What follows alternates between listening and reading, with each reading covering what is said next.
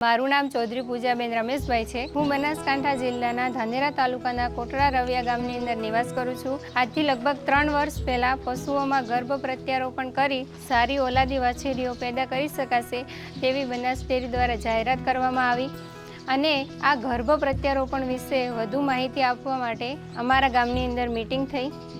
પહેલાં તો અમને ખૂબ જ નવાઈ લાગી કે શું ખરેખર આવું પણ શક્ય થઈ શકે છે।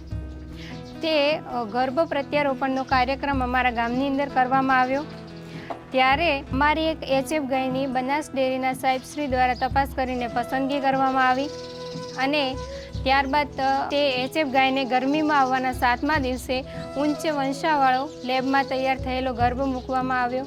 અમારી આ એચએફ ગાયને 3 મહિના પછી જાબણ તપાસ કરાવતા તે જાબણ હતી તેવા સમાચારથી અમને ખૂબ જ ખુશી થઈ। ત્યારબાદ ત્યાં એચએફ ગાયનું 9 મહિના પછી વિયાણ થાય છે ત્યારે ત્યાં દેશી વાછરડીને જન્મ આપે છે અને આ વાછરડીના જન્મથી અમારા ઘરની અંદર ખરેખર એક ઉત્સવ જેવું વાતાવરણ બન્યું।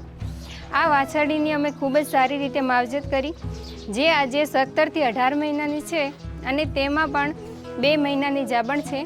હવે આ વાછરડીનું જ્યારે વિયાણ થશે ત્યારે આનું દૂધ 24 થી 25 લીટર કરતાં પણ વધુ હશે। એટલે કે હાલમાં આપણા જે પશુઓ દૂધ આપે છે તેના કરતાં નવીન પેઢીના ગર્ભ પ્રત્યારોપણથી જન્મેલા પશુઓનું દૂધ 4 ગણું વધારે હશે। આમ આપણે ઓછા પશુએ વધુ દૂધ મેળવી શકીશું અને તેની સાથે સાથે આર્થિક રીતે પગભર થઈ શકીશું। આ ગર્ભ પ્રત્યારોપણ કાર્યક્રમ ચાલુ કરવા બદલ બનાસ ડેરીનો ખૂબ ખૂબ આભાર।